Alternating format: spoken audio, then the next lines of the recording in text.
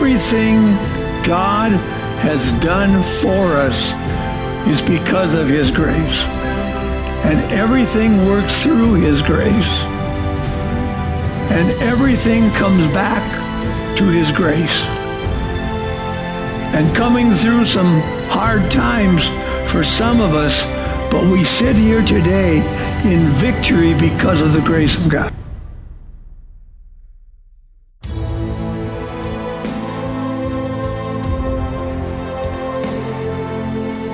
But now Christ is risen from the dead and has become the first fruits of those who have fallen asleep. For since by man came death, by man also came the resurrection of the dead.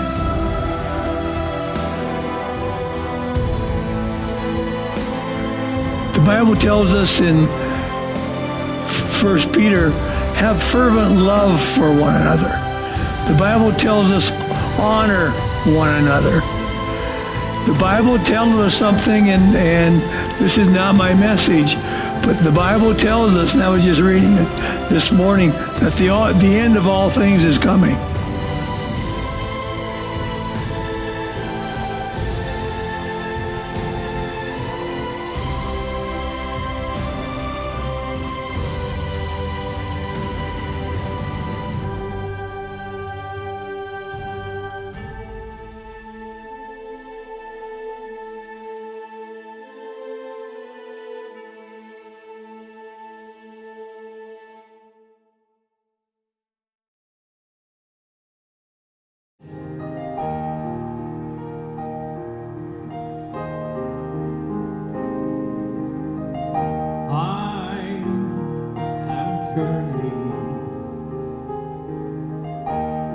Through the long dark night, out on the open sea,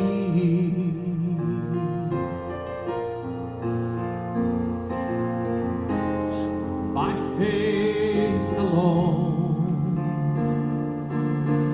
sight unknown,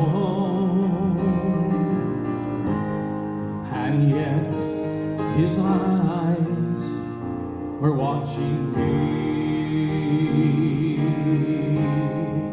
The anchor holds, though the ship is battered. The anchor holds, though the sails are torn. I have fallen on my knees as I face the raging seas. The anchor holds in spite of the storm.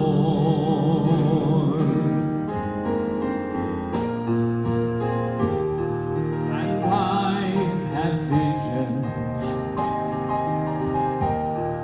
and I've had dreams,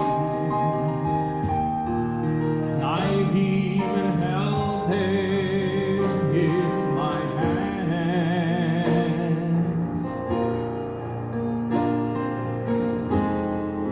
I never knew that they would slip right through, like they were only grains of sand. The anchor holds, yes it does, though the ship is battered. And the anchor holds, though the sails are torn. I have fallen on my knees as I face the raging seas. The anchor holds in spite of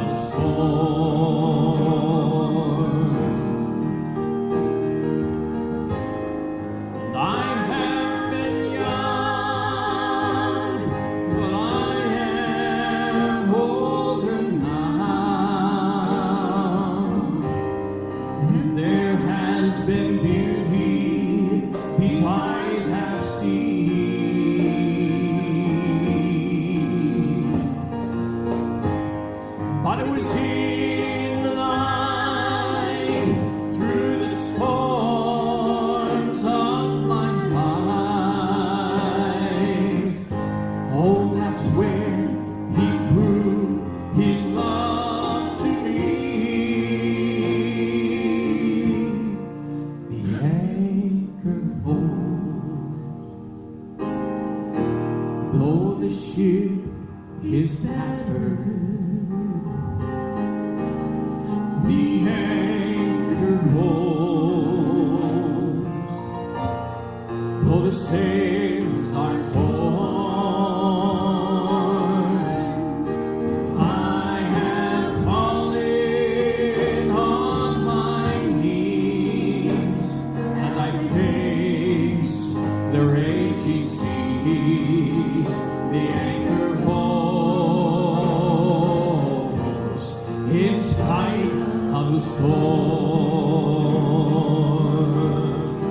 I have fallen on my knees as I face the raging seas. The anchor holds in spite of the storm.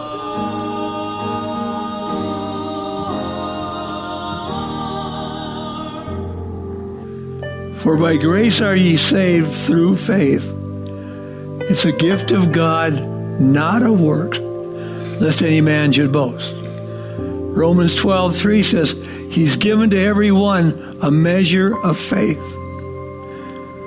You have, and the people around you, have enough faith within them to become a believer. So it's not God's plan that they don't become a believer. It's the devil's plan. Thank you for coming to honor Pastor Dwight Fearing. We're still a little bit in shock, as I'm sure you guys are. What are we doing here? Thank you for coming. Thank you for sharing your day with us and honoring his memory and his life, his legacy, what he poured into us. We've got people from all over the states around here came to be part of this today. We had a full house last night, sat for 2 hours and shared stories and laughed and we cried and ran out of room. And it was wonderful to be able to cram people into every corner and hear so many stories of how Dwight sacrificed and touched lives and gave of his time and away from his family to serve and to honor other people and be with them in their time of need. Some of you guys know Dwight as a family member, as a friend. Some of you know him as someone that you like to eat with. We heard lots of stories about food last night.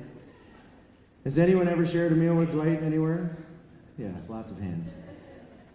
Did anyone finish before he did? I didn't think you want to raise your hand. PJ did.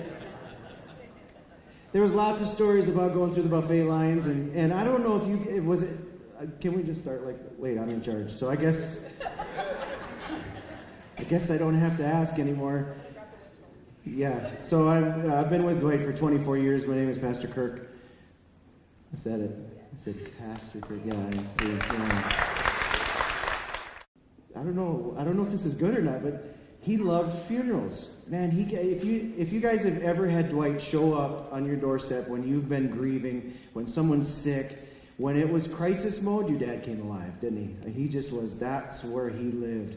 That was the exciting thing for him. So funeral time, man, he was just right there, comforting the family and taking care of things. And he always said, I would rather do a funeral than a wedding any day. We went, really? He said, yeah, I've never had trouble with a mother-in-law at a funeral.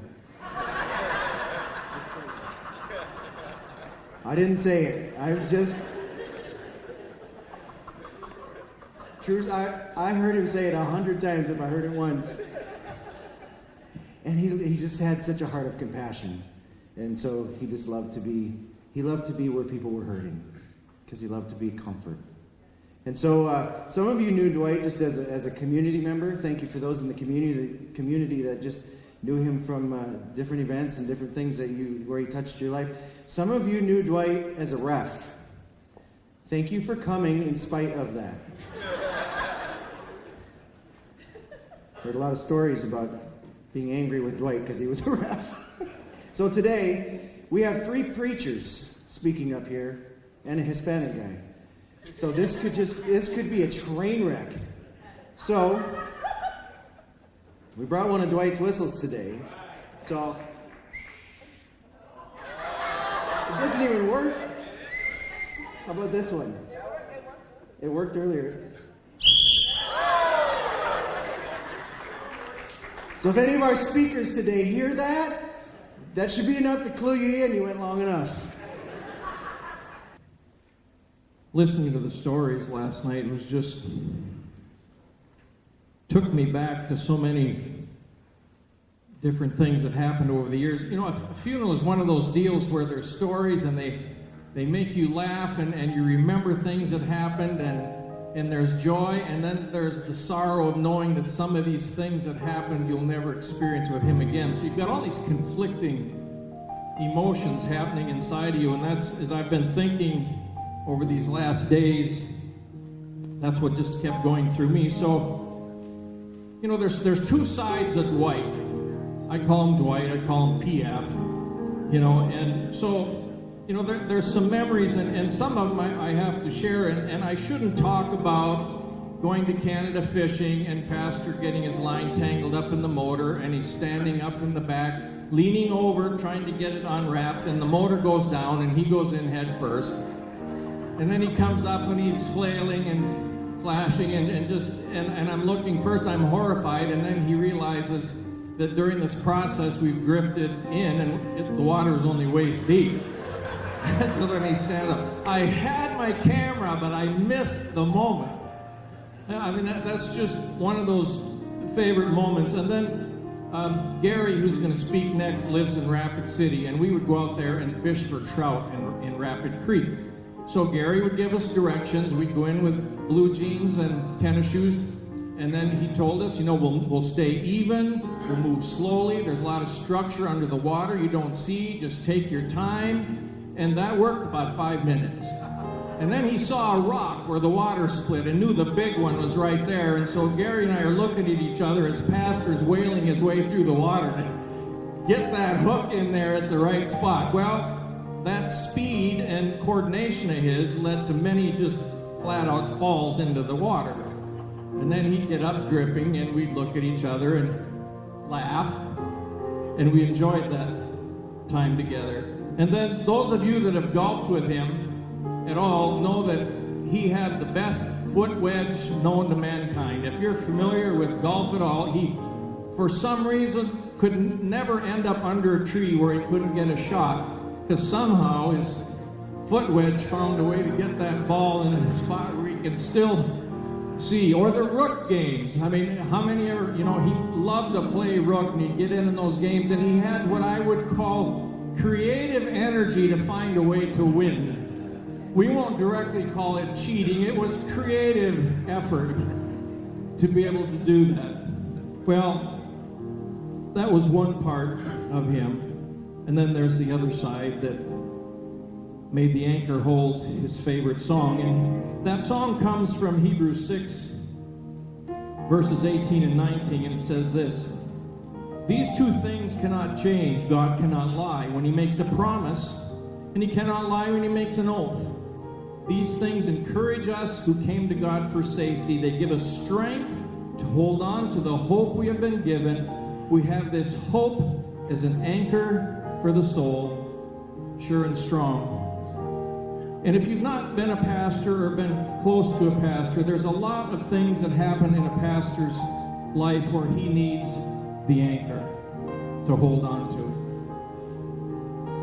They end up carrying a lot of other people's pain, and Dwight carried a lot of other people's pain. He heard their stories and the things they were going through, and he couldn't share them with other people. There was confidences, but he carried them. And he'd reach out and grab a hold of the anchor Jesus to get the hope that he needed. Then he'd be caught in the middle between families having a conflict, and he'd have to give the godly correction, knowing that that godly correction was probably going to lead to some people or part of a family leaving the fellowship or straining the relationship, and he had to carry that as a pastor. And he'd reach out and he'd grab a hold of the anchor. And then he'd have to balance the priorities between the call of ministry and things that he wanted to do, and his family and his kids, and that was a struggle, and he'd have to carry that and try and work that out, and then he'd reach out and grab a hold of the anchor. Above all things, have fervent love one for another, for love will cover a multitude of sins. Be hospitable to one another without grumbling. As each one has received a gift, minister it one to another as good stewards of the manifold grace of God.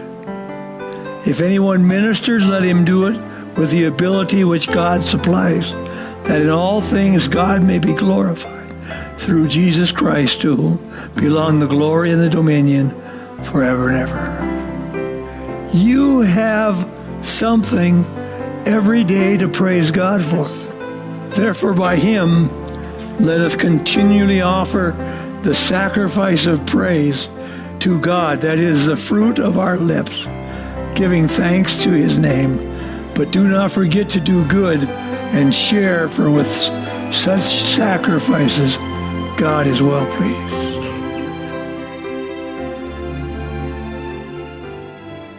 Dwight, Jim Concert, and I, we did a lot of things together. Like you said, we fished. We made a few feeble attempts at golfing. And wipe that grin off your face there. All right.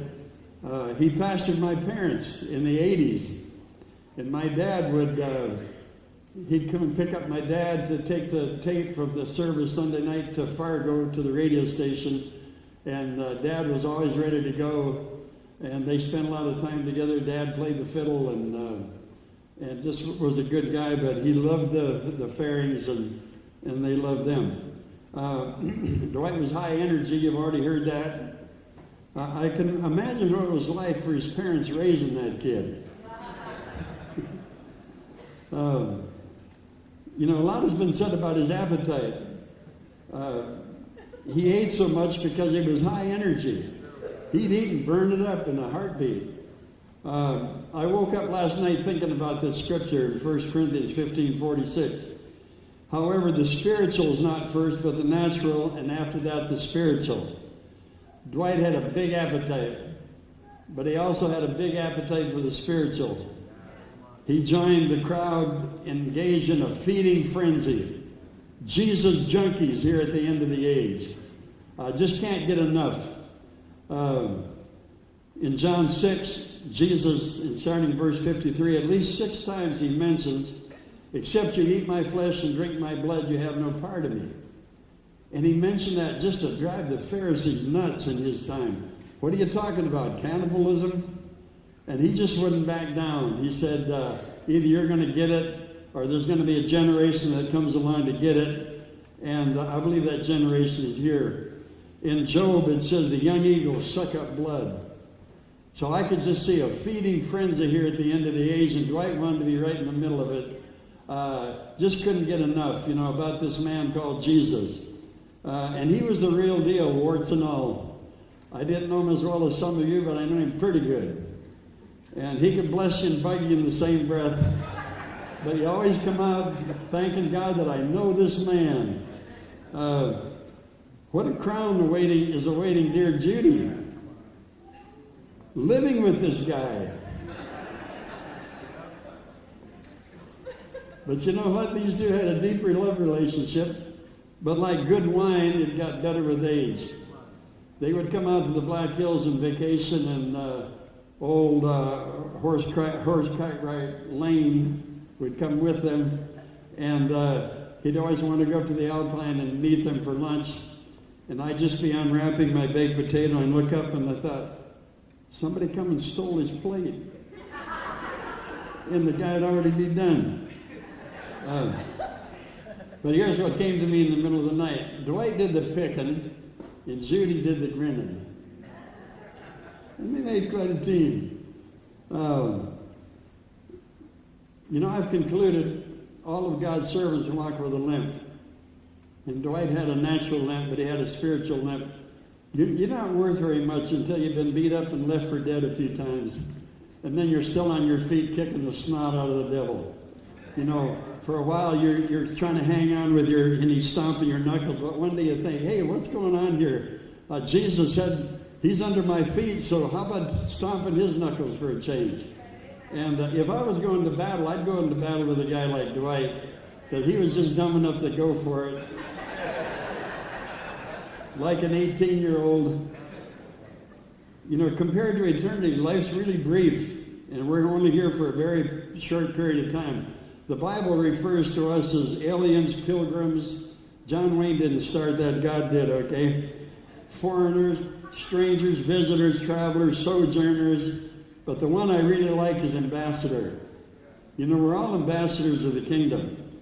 Romans 1:16, I'm not ashamed of the gospel of Christ. It's the power of God unto salvation to everyone that believes. 1 Peter 5:4, when the good shepherd appears, you'll receive a crown that fades not away.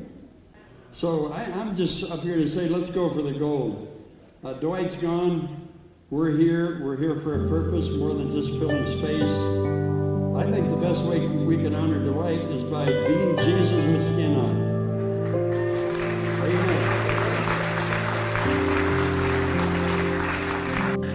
That if you confess with your mouth the Lord Jesus and believe in your heart that God has raised him from the dead, you will be saved. For with the heart one believes unto righteousness, and with the mouth confession is made unto salvation. You confess with your mouth the Lord Jesus and believe in your heart that God has raised him from the dead, you will be saved. How many have done that? What are the rest of you waiting for? Have ever found a prayer in the Bible besides this one, when you're all done, declares you're a Christian? This prayer will change your life. This prayer starts you on the path of pursuing Jesus. When we come to that place that with our mouth with our heart, we believe. Okay, look at me. There's no one, if you want to believe, who will not have enough faith to believe. I had a very different relationship with Pastor than many of you, and perhaps one of the more briefer relationships, as I was his physician for the past few years. The last person to close his eyes. And when I came and told Judy that he was gone, she asked me if I would sing. And I thought about different songs I could sing as a song leader in my congregation. I have all kinds of peaceful songs, all kinds of worshipful songs, sedate songs. And that is not what kept coming to mind. This song from Isaiah, the trees of the fields will clap their hands. It was in my mind, and it kept going over. And I finally called Pastor, and I said to him, I want to sing this song, and I don't know if it makes any sense in your congregation. And he told me something I didn't know. He said that Pastor would have services and make people stand up and clap their hands. So if I'm going to hold the microphone, I need you to help clap. You shall go out with joy and be led forth with peace. The mountains and the hills will break forth before you. There'll be shouts of joy, and all the trees of the fields will clap their hands. And all the trees of the fields will clap their hands. The trees of the fields will clap their hands. The trees of the fields will clap their hands as we go out in joy. You should stand up, everybody. Help me. You shall go out with joy and be led forth with peace. The mountains and the hills will break forth before you. There'll be shouts of joy, and all the trees of the fields will clap their hands. Help me on the chorus. And all the trees of the fields will clap their hands. The trees of the fields will clap their hands. The trees of the fields will clap their hands while he goes out in joy.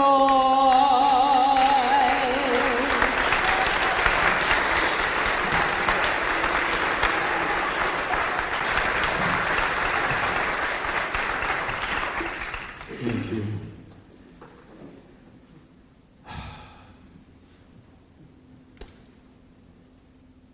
One of the first things that went through my mind when I saw Tim, you called, and I knew 10 to 8. Tim doesn't call me in the mornings before 8 o'clock. And I knew that it was Pastor. I thought, that bugger, he's got a lot of nerve doing that. And I was his Timothy.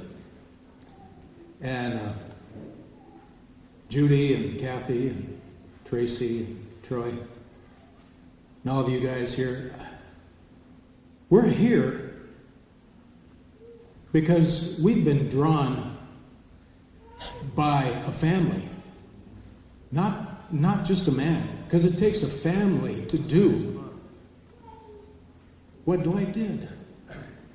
The nurture, the pain, the price that was paid in his life. I just want to tell you something.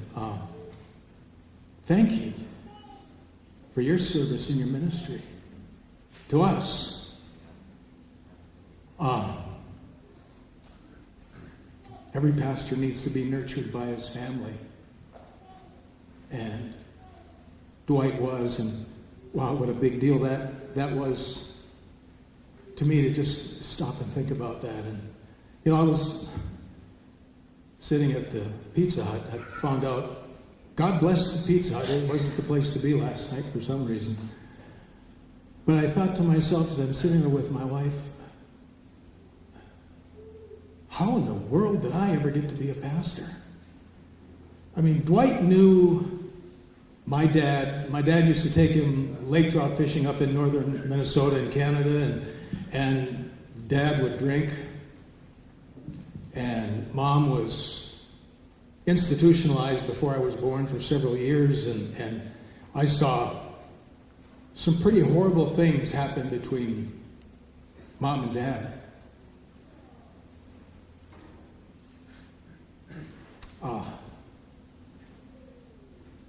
And then Dwight came along, and he helped me to make sense out of what I was feeling in my heart, and I'll tell you how I met him in just a second. But he helped me to make sense out of what happened in my family and the fact that you can be free.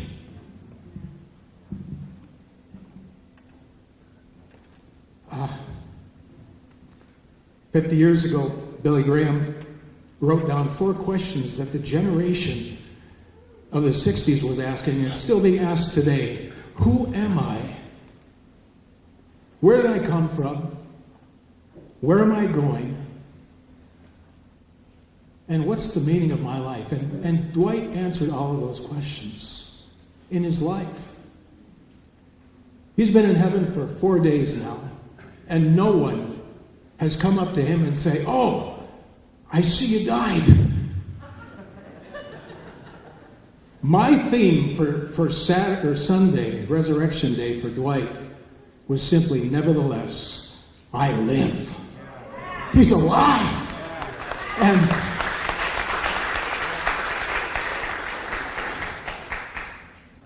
But knowing him for over 40 years, I was terribly hungover the night. It was one of the nights in March 1977, and it was a Sunday night, and I had called Dwight because I was under some awful conviction. And I didn't really know him. I knew of him. I'd seen him. And I said, can you pray for me? And he said, I'll be out after church. And I said, no, just pray for me. And he said, no, I'm coming out after church. I said, no, just pray for me. He said, I'm driving out after church. Okay, so he knocked at the door. I answered the door and said, well, you know why you're here? Come on in. And my life changed radically. I mean, we hold these treasures in earthen vessels, and that's one of the, bless you and bug you in the same sentence. I'm going to remember that one. Man, do I relate to that one. But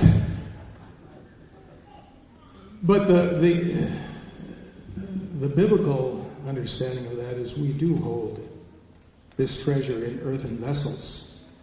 And sometimes people, well, most of the time, I think people put pastors on these high pedestals that they can't live up to, and then they beat them up.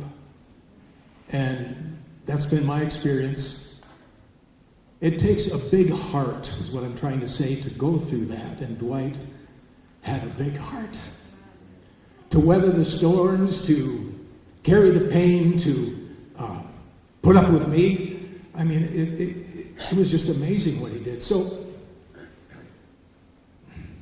it seems like Dwight and I have been joined at the hip. We'd go over to his house on North Side there, Judy, in Virginia, and Sunday nights after church, and he taught me, among other things, that you can't be a good Pentecostal if you don't play rook.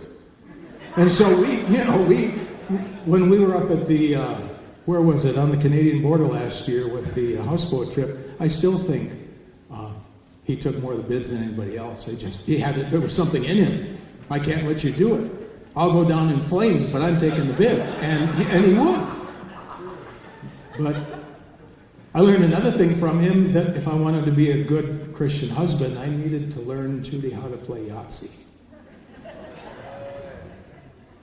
I think we played Yahtzee in every KOA campground, from Sisseton to Seattle, from Hurricane Ridge to Los Angeles, Disneyland, and back again. It was just, but when Dwight called and said, I'm thinking about moving to Sisseton, what do you think? I was pastoring in Morris down the road, and I said, well, it is Sisseton. It's a lot smaller than Virginia, and there's no trees. And he came, and we had so many wonderful Friday nights and Monday nights, and we'd go out golfing or playing tennis or who knows what else we do, but everything was a competition with him, as we've talked so much about. Camping in Jasper, or I think it was Banff and Jasper National Parks in Canada, and the Columbian ice fields, and looking at bull elk on the side of the road. Remember that day that kid almost got gored? But the story that he loved the most out of that 3-week trip was the one where we went to breakfast that morning at that little log cabin house. And we ordered pancakes, and my daughter Lori was so excited because, oh boy, we had blueberry pancakes. They were not blueberries, those were dead flies in the pancakes. And if you just get quiet for a minute and incline your ear, you can hear his laugh. I can still hear him laughing. He'd take over a room with that laugh. Even if you didn't see him, you knew he was there. One night, one of the trips, I tried my best to stone cold knock him out. I mean, but I couldn't get my fists out of the sleeping bag. We were in a tent. Everybody else slept in the camper. We were in the tent, and I was trying to knock. And there he was, leaning up, looking down at me on one elbow. Because I wasn't breathing, and he was worried about me. And come to realize, I didn't think of that for 40 years, and realized that I think I started getting heart damage because I've had sleep apnea for 40 years. And just those little things you remember, say, oh yeah, man, that's why and things are getting better. And it was just the heart of this man that watched over me and cared for me and came. And it's just, he called me about 2 weeks ago and said, I've been having heart problems and health issues. And I said, I've been going through it too. He said, I haven't been in the pulpit for 4 weeks. I'll be in the pulpit Easter Sunday. I said, I haven't been in the pulpit either. He says, I've been really depressed. And I said, Dwight, you haven't been depressed. You've been discouraged, but you haven't been depressed. He says, yeah, discouraged, but not depressed. I talked to KK John. I suppose a few of you know him. KK John went to India, and Dwight said, I want to pay for your trip. And he did. He paid for his trip, and KK came back and said, 7,000 people came to Christ in the crusade. And Dwight said, I want to pay for your next trip. And so it was something like $6,000, and he said, I'll get the money. And KK went to India again. When he got there was political turmoil, and he wasn't allowed to preach. Being from India, he knew what to do. He went to a couple villages and preached, and only one man got saved. KK came back to COC, and he was hurt. But he was honest. He said, only one man came to Christ. And Dwight stood up and told you guys, I trust this man. He could have come back and told us that he had 5,000 people come to the Lord. We would have never checked up. And KK said, that so encouraged me. Dwight knew how to say the thing that needed to be said to get to the heart of the issue. And then Dwight said, well, maybe that one man will be an evangelist and win a lot of people to the Lord. That man won over 25,000 people to Jesus. You know where that started? That heart to do that? That started at your kitchen table. I can just see it now, Dwight saying, Judy, I'm going to get the $6,000 for KK, and there's Judy sitting there with the kids, and the dishwasher isn't working, it's broken, and where am I going to get the money for this? And the point of it is, it didn't just come from one man, it came from this family who said, we're behind you, and often paid the price and went through a lot of things, but thank you again for what you guys have done, because the ripple effect has touched people literally by the thousands around the world. You guys, getting to the point number 2 of 10 points here. I'm kidding. I got 15. You guys taught us how to go on vacation. I mean, literally, we didn't even know how to go on vacation. You get a van, hook up a tent trailer. Sure, you put 8 people in a tent trailer and go for 3 weeks around the country. Yeah, right. Yeah, that was... But it worked. I remember one time after a trip, maybe a couple weeks later, I called Dwight and I said, Dwight, I'm sorry. I was owly on the trip. I apologize. Okay, well... Sure enough, he called back 2 or 3 hours later and he said, it wasn't you, it was me. You know, he had such a heart. And can you imagine, you think about raising Dwight. What would it have been like if Dwight never had Jesus? I mean, I think of words like medication, AA,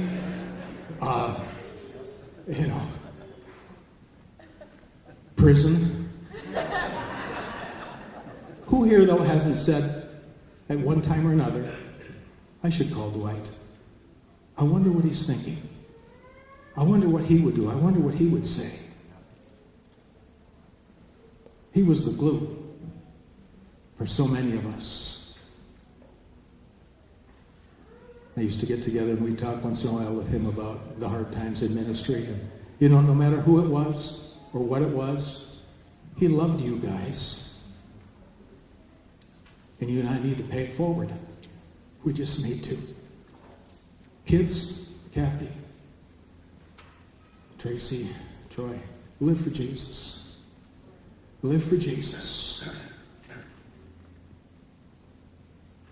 Not the way you think you should or they think you should, but the way he thinks you should. Live for Jesus. As a dad, that's closer to his heart than anything else. I said, why so soon? Why so soon? Haven't had another question. Why did he stay here so long? And the answer was for us. Yeah.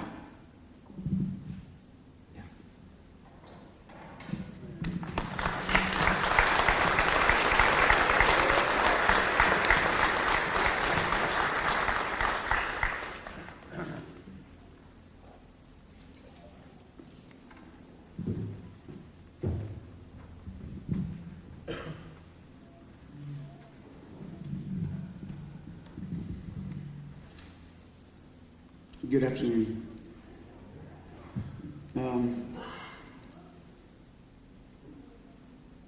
I met Dwight in 1992 between April and May. That's when I met Dwight and Judy. I'm Kathy's husband. I'm going to fill you all in a little bit about the father, the husband, and of course, the father-in-law he was.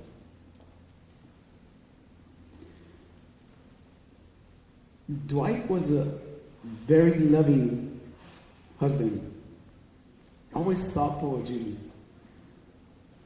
I remember going shopping and he was looking at a ring of Black Hills gold. At that time, I didn't even know what that meant. I thought it was fake gold because they had different colors, and you're like, you're going to buy that? But Mom loves it. Mom loves Black Hills gold. And I was like, okay, I called him a few days before Valentine's, and I said, what are you doing? He goes, I'm getting flowers for your mom. I was like, it's not Valentine's yet. Oh yeah, but we're doing something with the church. We're going to get something, and I said, wow, he was always thoughtful, of Judy, I learned a lot of what a husband is supposed to be through seeing Dwight. I spent a lot of time with him when we would come up here, but mainly our time was spent on the phone. And everything he was is, your mom this, and your mom's doing a little better. And when you met your mom, it was Judy, of course. And he was very thoughtful, very loving and sensitive man when it came to his wife. He was a great role model for me as what a husband should be. As a husband, he was second to none.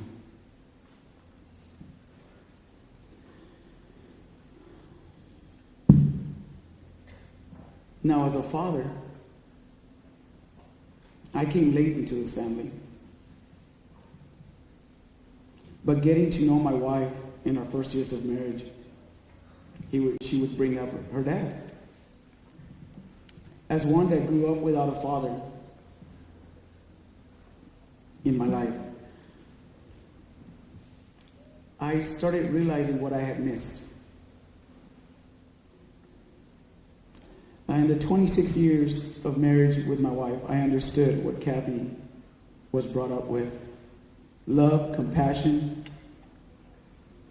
Summers and Christmas were all spent together, and he showed dedication, devotion to all his family. I mean, it was equal. It was something to see and learn from. Because, he would talk to Tracy and he would talk to Troy, and it was like, wow. It was the attention that was there. And most of you know that because he's sat with you, and there could be a whole table full of men, but when he's talking to you, it's just you. And it's something that he had that gift, As time passed, of course, grandchildren came into the picture. We saw a love of a grandfather that was different. Was very, very different. Different things started to come about. We would come have Christmas up at COC, and the grandchildren would run into the church, and all of a sudden you hear a pastor. No, we don't run into church. And the kids would, and they walk back. But you would feel that love. He would he was always the pastor when it came to the church. You know, he was always a pastor. It didn't matter if it was blood or no blood. You don't run into church. I've heard him. I've heard him. Oh. Within time, traditions came about with our family, with Dwight. Something that we never did in my family. I mean, you would read the birth of Christ before we open gifts. You know, in a Hispanic culture, we open a gift in the night before, and as soon as it's 7 o'clock in the morning, you were up and you were opening all the gifts, and it didn't matter what it was. Those traditions we've actually acquired in our family. I brought them in for something.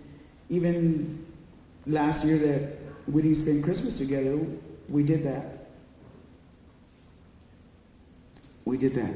And his diced up onions and the stuffing, you're not going to taste them, Pete. Yeah. Oh, they're diced up. That's not a tradition I'm keeping, the onion part. Ain't going to happen. Ain't going to happen. Oh. When it came to all his kids, and what I'm about to tell you all, Kirk can confirm that the conversations we've had, me and your father,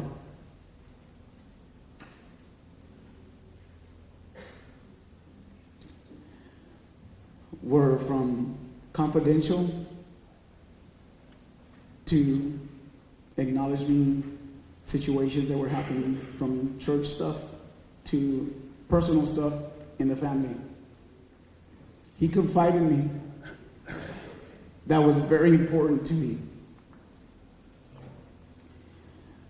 I was too far away anyway to call all y'all, so he was always there, letting me know what was going on and how he felt and what he needed to do. Troy,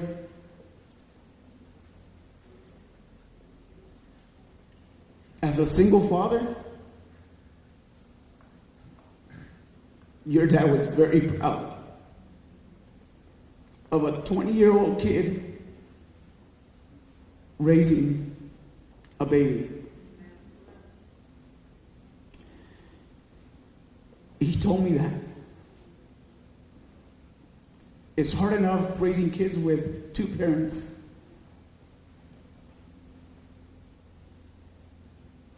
And you strived, man. You didn't give up. Because it was very easy for you to give up on your own family. He was very proud of you. Tracy.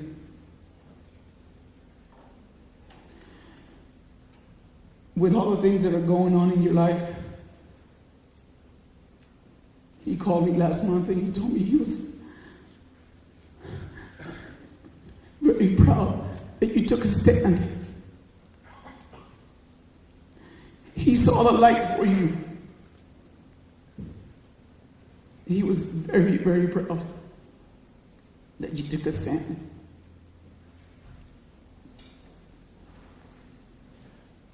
Kath, my love,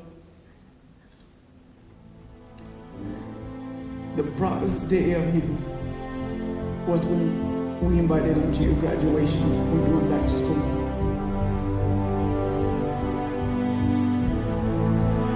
Today's a great day to walk in victory. Number 2, today is a great day to walk in hope. And number 3, and you did pretty good this morning. Really good. Today's a great day to praise and worship God.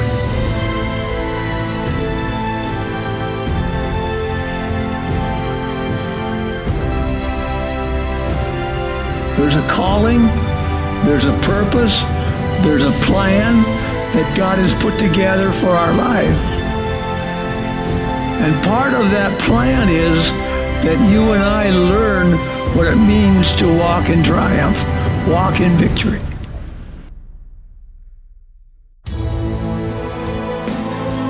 Shout joyfully to the Lord, all the earth. Break forth in song, rejoice, and sing praises. Sing to the Lord with the harp and the sound of the psalm, with trumpets and the sound of a horn. Shout joyfully before the Lord, the King.